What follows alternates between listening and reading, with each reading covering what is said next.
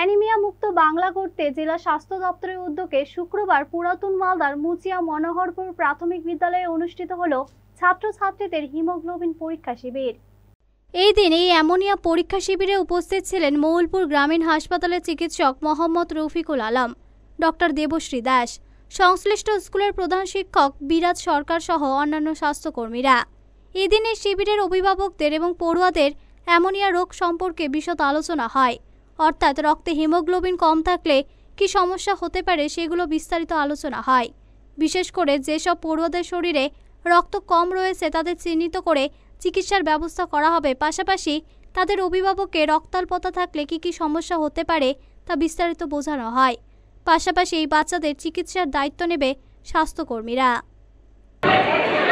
Primary স্কুলে আমাদের স্বাস্থ্য পরীক্ষা শিবির চলছে, তার সঙ্গে সঙ্গে আমাদের রক্ত অল্প থেকে প্রোগ্রাম বা অ্যানিমিয়া মুক্ত বাংলা এই প্রোগ্রামটা আমাদের আজকে চলছে। এই প্রোগ্রামে আমাদের বাচ্চাদের সার্বিকভাবে স্বাস্থ্য পরীক্ষার সঙ্গে সঙ্গে রক্ত অল্পতা আছে কি না সেই জন্য প্রত্যেকটা বাচ্চারা রক্ত পরীক্ষা করা হয়। রক্ত পরীক্ষা করে তাদের হিমোগ্লোবিন লেভেলটা দেখে নিই আমরা যে কোনো রকম তাদের হিমোগ্লোবিন কম আছে কিনা বা অ্যানিমিয়া বা রক্ত অল্পতা ভুগছে কিনা। যদি সেই রক্ত অল্পতায় ভোগে তখন তাদের জন্য স্পেশাল ট্রিটমেন্টের আমরা ব্যবস্থা করে থাকি। আর আমাদের সার্বিকভাবে স্বাস্থ্য পরীক্ষা হচ্ছে, তাতেও যে বাচ্চা কোনো অসুবিধা ধরা পড়ে সেগুলোকে তার ট্রিটমেন্টের ব্যবস্থা আমরা করে দিচ্ছি। আজকে এই আমাদের প্রোগ্রাম মুচিয়া মনোহরপুর প্রাইমারি স্কুলে। ঠিক। মালদা টুডে।